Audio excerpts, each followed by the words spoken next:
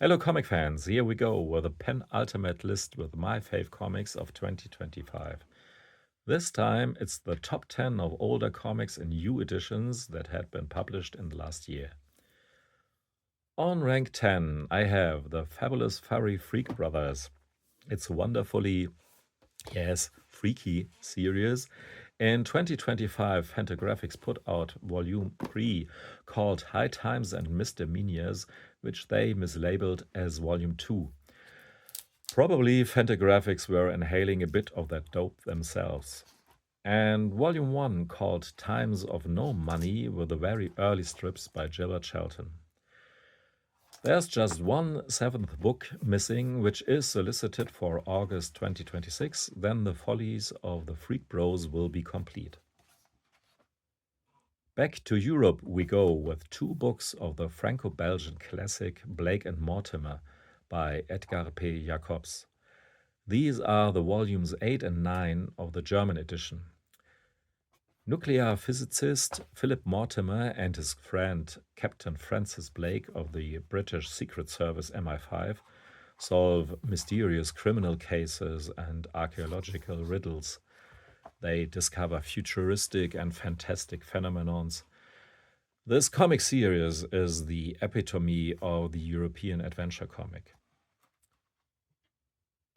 On rank 8, a collector's dream came true. The last 3 volumes of Terry and the Pirates arrived. The Sunday pages have been scanned from the cartoonist set of syndicate proofs, and it shows. The printing quality and resolution is top-notch. The whole collection by Clover Press consists out of 13 volumes with the remastered weeklies and Sunday strips in a huge format that does justice to this fantastic series and the craftsmanship of Milton Caniff. One of my favorite European comic heroines is Franca by the Dutch Henk Kupers. Her adventures are in the European tradition of, let's say, Tintin and Ricochet, but obviously with a female lead and taking place in the worlds of art, antiquities, fashion, and film. The art style of Kupers is his very own brand of ligne claire, which he developed into perfection since the creation of the series in 1975. Hank Kupers has been drawing Franca comics all his life, and the series is still ongoing, even though he is already 79 years old. In 2025, we got Volume 3 in German, which collects Franca comics from the late 80s and early 90s. Rank 6 is a beauty, a book designed by Chip Kidd and Paul Karasik, the comic adaptation of Paul Auster's New York trilogy.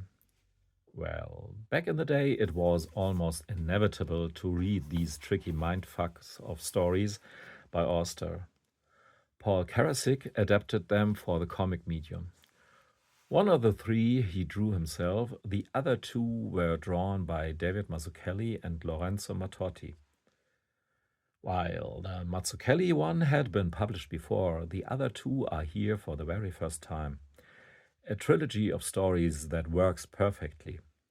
Together they are clearly more than the sum of their parts. Very intriguing, very mysterious and thought-provoking. True literature. Auster must have liked it. Pat Mills is maybe the most underrated comic author. He is not only the creator of the 2000 AD title Slain, but also of one of my favorite comic series of all time, Nemesis the Warlock, co-created with artist Kevin O'Neill. It's some high-concept sci-fi / fantasy saga. Advanced technology and ecological doom meet swords and sorcery and the Inquisition type stuff. Nemesis is an alien riding the Blitzspear, a living organic spaceship. His opponent, Torquemada, is a cross between the Inquisitor of the same name from medieval times and some Ku Klux Klan fanatic. His slogan, "Be pure, be vigilant, behave," is one of the most popular in comicdom, I guess. These are the beautiful volumes 3 and 4 by Rebellion, who seem to finally have understood how they should treat the comic gold in their walls. The Vagabond of Eternity by writer Christian Godard and artist Julio Ribera continues with a theme of sci-fi fantasy that is a bit different than your usual sci-fi fantasy. Axel Moonshine, the main protagonist within this long-running epic, chases a lady who he believes is the love of his life, even though he only has seen her in his dreams. But unfortunately, the visits to the realms of dreams are forbidden in this colorful, yet sometimes quite nasty world. It's a comic series for which the term space opera has been made for. Maybe you think of Barbarella with a bit of Möbius written by Jodorowsky and, yes, why not, Star Wars, but Star Wars the adult version. And on rank 3, the bronze medal in terms of new books with old comics belongs actually to a whole library of one artist, the Corbin Library, of course. In 2025 alone, we saw the new publication of Dan 5, Dan, the Price of Memories, Rolf and Other Fantasy Stories, the only one with the black and white version of a comic, and the most recent one so far, Red God. Some of these books have benefited a lot from José Villarrubia's color remastering. Some of them have at least provided a lot of food for endless discussions about the eternal question, which version is the closest to Corbin's intentions. And all of these are pure fantasy, sci-fi, horror comic fun, of course. The silver medal is a revelation for me. Modesty Blaze by Peter O'Donnell and drawn by Jim Holdaway. These are the volumes 5 and 6 of the marvelous German edition by Boccola, collecting all the comics until Holdaway's untimely death in 1970. Other artists continued the series, but hardly could they compete with the brilliance of Holdaway's rendering of the adventures of mysterious Modesty Blaze.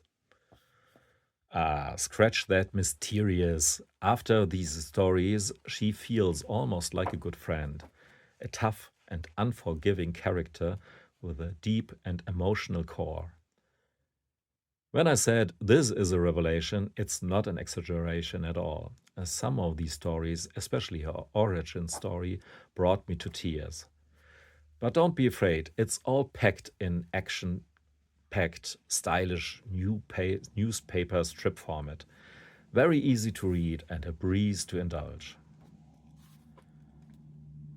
But above everything else, by a mile, is this brick, this tome, this cement factory of a book, Taschen's reprint of the first 11 issues of Weird Science by EC. If you have a knack for old comics, I mean really old pre-code comics, who knew almost no limits in terms of storytelling and in terms of the sublime quality of their art, then you have to be a fan of EC Comics. And this tome has some of the finest early comics by Wallace Wood, Al Feldstein, Harvey Kurtzman, and others. And the stuff is printed Taschen style in huge oversize on perfect comic book-like but stronger and durable paper. Exactly like they did so great with the reprints of the classic Marvel comics. So, well, this was definitely my favorite publication in terms of old wine in new bottles.